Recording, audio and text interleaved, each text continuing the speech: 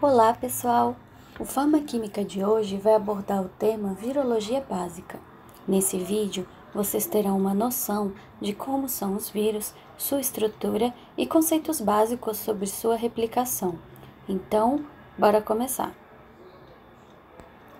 Os vírus foram primeiro identificados como um fluido contagioso, e só em 1930 começou a ser chamado de vírus, que em latim significa veneno. Isso porque os vírus são extremamente pequenos, sendo visíveis apenas por microscopia de altíssima resolução. Isso foi possível após 1932, com a invenção do microscópio eletrônico. E em 1935, Wendell Stanley, um químico americano, conseguiu isolar o vírus do mosaico do tabaco, possibilitando os estudos químicos e estruturais em um vírus purificado. Mas a grande questão sobre os vírus é se eles são ou não organismos vivos. Será que eles são seres vivos? Aí temos que relacionar essa questão com o conceito de vida, que foi construído ao longo de vários anos. E esse conceito diz que todo ser vivo é constituído por células. Os vírus não. Eles não possuem organelas, não possuem mitocôndria, complexo de Golgi, lisossomos, ribossomos, de modo que não conseguem fazer a transcrição e sintetizar proteínas, bem como não têm metabolismo próprio. Porém, os vírus possuem ácidos nucleicos, DNA ou RNA, que possibilitam a multiplicação viral, o que é possível apenas quando ele está dentro de uma célula, utilizando seu maquinário celular para isso. Sendo assim, o vírus nada mais é que um parasita intracelular obrigatório, ou seja, ele necessita de um hospedeiro para se replicar, enquanto que fora da célula ele está inativado. Com isso, temos que estabelecer a diferença entre vírus e vírion. É uma diferença sutil, mas de grande importância para o estudo do vírus, pois o vírion é o vírus quando está fora da célula, e o vírus é assim chamado quando está infectando uma célula. Desse modo, ao utilizar a palavra vírion, o cientista já sabe que o vírus não se encontra dentro da célula. Isso facilita o trabalho laboratorial. E quais são as características gerais que os vírus podem apresentar? Os vírus são acelulares, ou seja, não possuem células, não possuem núcleo, citoplasma, mitocôndrios ou ribossomos e demais organelas. Multiplicam-se em células vivas, então automaticamente são considerados parasitas intracelulares obrigatórios. São partículas que contêm um único tipo de ácido nucleico, sendo ele DNA ou RNA. Contém um invólucro proteico chamado de capsídio, que envolve o ácido nucleico, podendo ter um envelope ou não, e induzem a síntese de estruturas especializadas que podem transferir o ácido nucleico viral para outras células. Então, para isso, o vírus utiliza o maquinário celular do hospedeiro para produzir as estruturas necessárias para a transferência de seu material genético. Vamos falar agora sobre a morfologia dos vírus, como ele se organiza estruturalmente. Os vírus podem variar de 20 a 300 nanômetros de diâmetro, apresentam estrutura complexa e de geometria simétrica precisa. O formato do vírus será determinado de acordo com o arranjo das subunidades repetitivas que formam seu revestimento proteico, ou seja, o capsídio. Os vírus apresentam apenas um tipo de material genético, DNA de fita simples ou dupla, ou RNA de fita simples ou dupla. O capsídio nada mais é que o invólucro proteico composto por subunidades chamadas capsômeros, e cada capsômero é constituído por uma ou mais proteínas, e o arranjo dos capsômeros é que irá conferir ao vírus a sua estrutura geométrica. A estrutura composta pelo capsídio e o ácido nucleico é chamado de nucleocapsídio. Os capsômeros conferem ao vírus vantagem em sua construção, pois reduz a necessidade de informação genética e propicia a automontagem, sem a necessidade de enzimas ou de energia.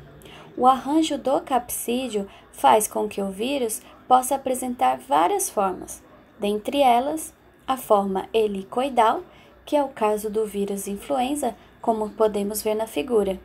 Ele possui RNA que está localizado dentro do capsídeo, que se organiza de forma helicoidal. Como podemos ver, ele possui um outro envoltório chamado de envelope, formado por proteínas, lipídios e carboidratos. Além disso, apresenta as espículas, que são proteínas que apresentam várias funções dependendo do tipo de vírus. Dentre essas funções, a de adesão na célula ao se ligar em algum receptor específico. Vale ressaltar que essa interação das proteínas com o receptor é o que vai determinar a especificidade do vírus por algum órgão específico, ou seja, os vírus são chamados de espécie específicos. Então, cada vírus é específico para contaminar uma espécie, e essa espécie é específica para um determinado tipo de célula. Por exemplo, o vírus do resfriado só afeta humanos e células da mucosa nasal. O vírus HIV, promotor da AIDS, só afeta humanos e afeta as células do tipo macrófago e linfócitos TCD4. O vírus é específico a uma espécie e específico a um determinado tecido ou a um determinado órgão. Outro tipo de vírus que tem a estrutura helicoidal é o vírus do Ebola, que causa hemorragias intensas, falências de órgãos e pode levar à morte. As hemorragias ocasionadas pelo vírus se dão ao dano das células do epitélio vascular, causado pela glicoproteína do envelope viral.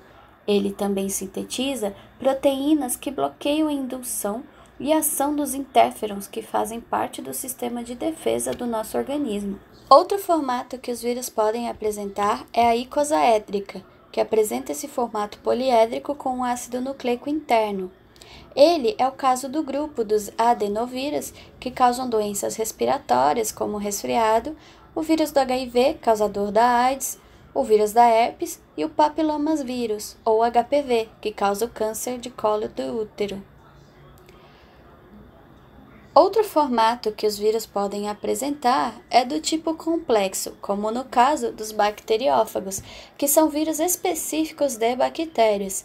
Eles possuem uma cabeça constituída pelo capsídeo no formato poliédrico, envolta por um envelope. Ele também apresenta uma cauda em formato de esferas, não envelopado, chamado bainha, e logo abaixo uma série de estruturas. O vírus adquire esse envelope ao deixar a célula, em um processo chamado de brotamento, onde a maioria é derivada da membrana externa da célula, com exceção do herpes vírus. Estes derivam seu envelope da membrana nuclear. Os vírus envelopados são mais suscetíveis ao calor, dessecamento, detergentes e produtos como álcool e éter do que os vírus que não possuem o envelope.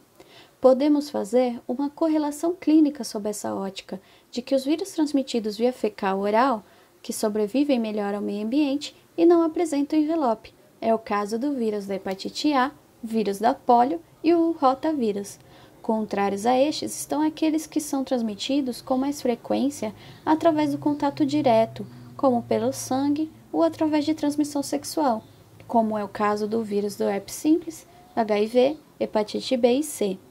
Também há vírus envelopados que podem ser transmitidos através da picada de insetos, como o vírus da febre amarela, o vírus do Nilo Ocidental, ou pela mordida de animais, como o vírus da raiva.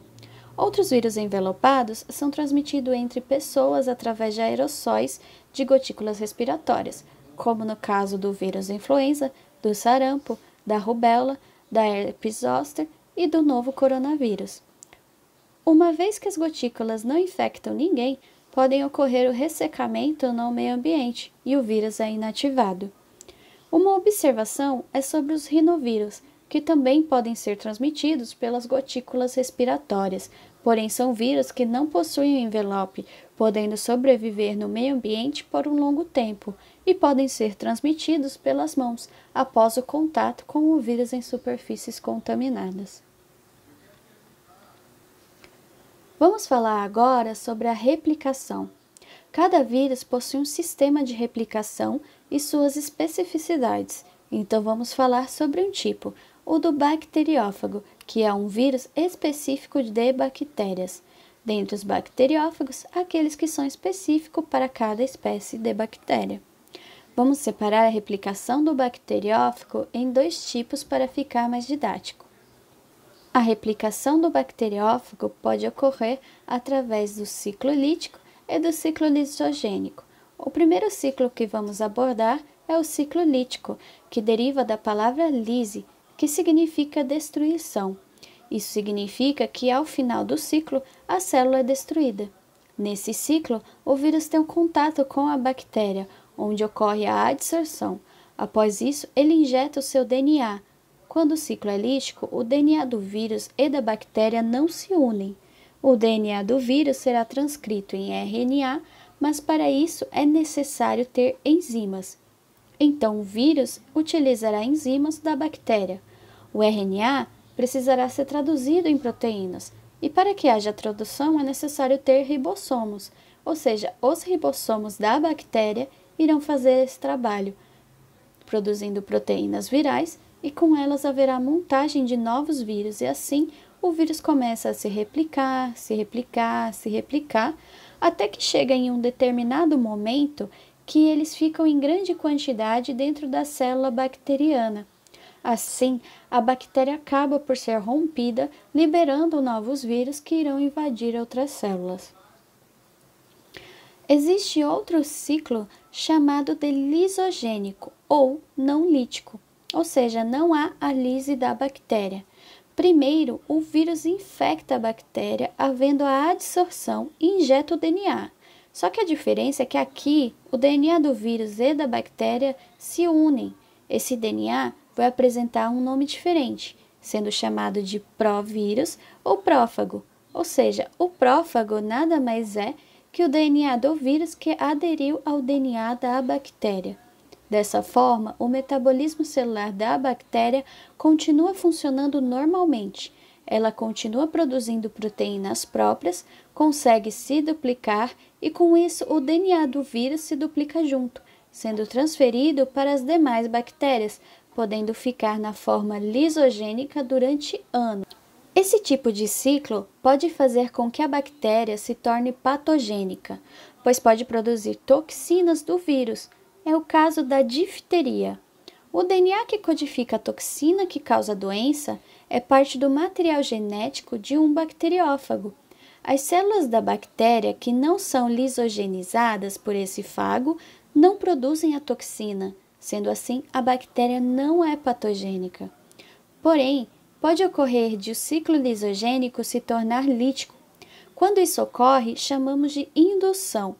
A indução pode ocorrer devido a vários fatores, seja ele por estresse celular, variação de temperatura, variação de pressão e salinidade. O ciclo lisogênico passa para o ciclo lítico quando o DNA do vírus que estava unido ao da bactéria se solta, indo para o ciclo lítico, ocorrendo transcrição do DNA para RNA, que será traduzido em proteínas. Novos vírus são montados e a bactéria é rompida. E aí, pessoal, conseguiram entender? Em outros vídeos, vamos explicar mais detalhadamente sobre a multiplicação viral. Não se esqueça de curtir nossos vídeos e se inscrever no canal. Até a próxima!